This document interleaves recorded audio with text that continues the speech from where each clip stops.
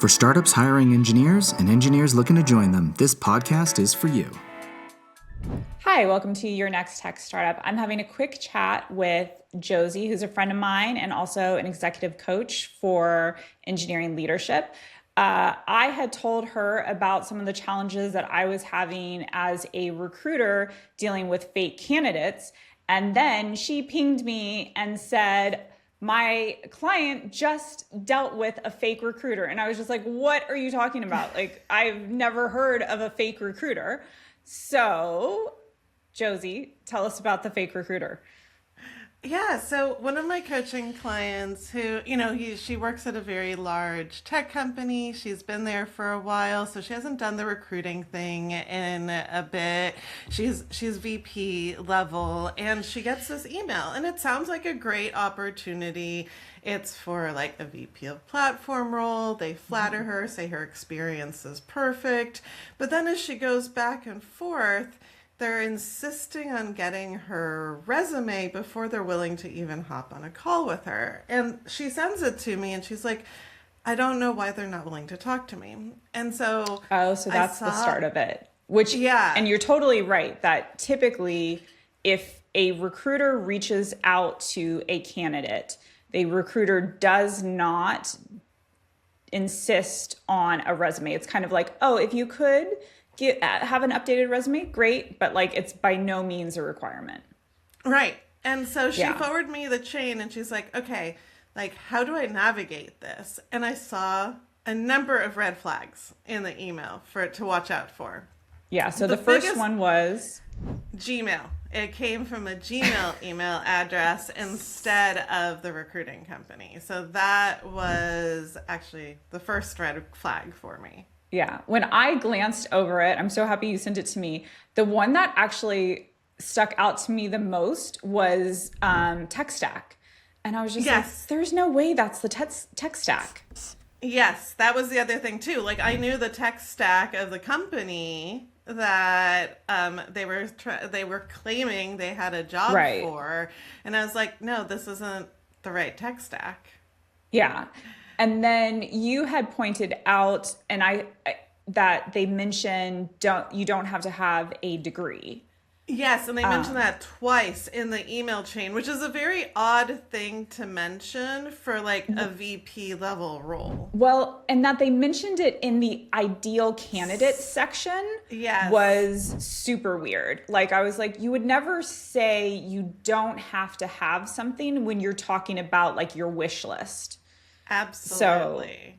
So that was really weird. Scammers are using AI to get a lot better at these emails looking way more legit than they used to. Yes. There was another place they missed though. So my client had asked about the location because she was not located and it said it was a hybrid role. And then in the response, it was a templated response where there should have been the location names in the template. And so they didn't fill in the blanks and they didn't notice that. So it was very clear. It was like a template being copied. Right. But some recruiters suck and they would. That's true. A human could make that. Yes. But that on top of everything else, right? Oh, totally. Yeah. And then the last thing was when she said she didn't have her resume, instead of just saying like, oh, I'm willing to hop on a call, this was the question that was like, I was like, they want something, which was, will you be handling the revisions yourself or will you prefer to work with a specialist? So that was really fascinating to me because I was like, oh, they're going to try to either pitch her something. And then what was really fascinating is the recruiting company that they were trying to fake. I went to their website and I was looking, and they have had so many issues with this that they have a page on their website where they say, if you get a job email, like it should come from our domain, we're getting lots of people, phishing and claiming to be our recruiters. Yeah, which, I mean, when you told me this, I was just like, why does somebody want to be a fake recruiter? Like, that just doesn't like even make sense. Like, what is the scam? That's like what I said to you. I was like, what's the scam? And then you told me it's the resume writing, getting the money for the resume writing. And which, or like, getting PII somehow, right? Like that could be the other thing Okay. too, getting some type of like PII data. The way the page described it was that you ended up paying an application fee. Oh, okay. Huh.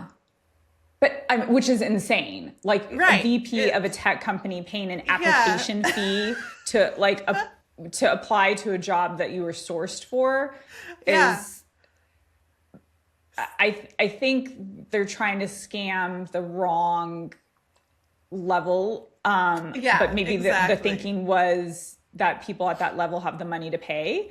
I don't know. Maybe. It's so weird. I don't know. But it is obviously a scam that is going on to the degree that this recruiting company had to make note of it on their website.